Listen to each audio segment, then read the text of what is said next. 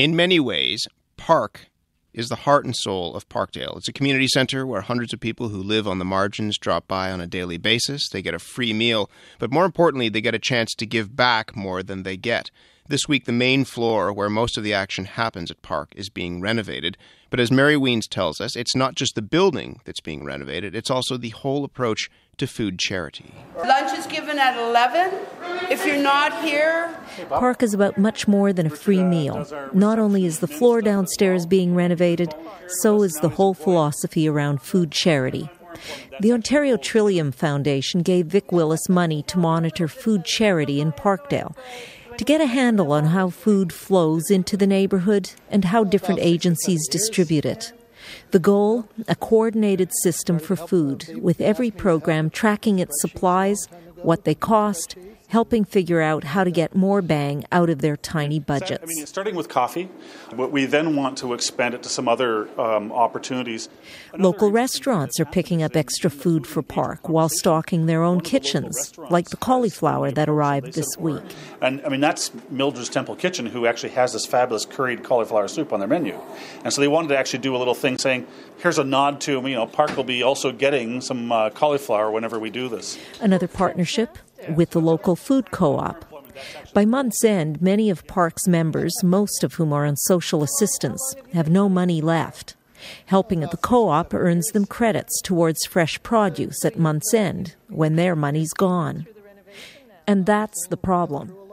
A single person on Ontario Works receives $600 a month, not enough to live on. Vic is building a Cadillac of food charity in a city where his members can't afford to buy a sandwich, a dilemma that faces every food charity across the GTA. If the dilemma is that people on social assistance don't have enough to live on, Parc's own members are part of the answer. Mike first came here for a free meal. Now he gives back more than he gets. Today he's one of the agency's outreach workers. How long does your history go back? Too long. What was the connection? I live in the community. I was also homeless in the community. It's a familiar story around here. A broken marriage, followed by addiction. 18 months. So I became a cokehead or anything, No needles, though. But it took away my bank account. It took away everything, my house, everything. And I found myself on the street. And I didn't know that places like these existed. Like Parc? Like Parc, like a drop-in where you could come in and get a meal. I started coming. Then the first job I ever had in here was maintenance, cleaning up the building. It wasn't like as an outreach worker, Mike says his best moment today, helping another Parc member sort out his income tax, on which his claim to supportive housing depends. Now he's not getting an eviction notice. His rent is going to be paid. His Christmas looked bleak. But now that he knows that check is coming, he's ready for the holiday.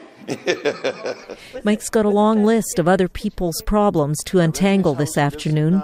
No more time to talk. Right. This is what I do.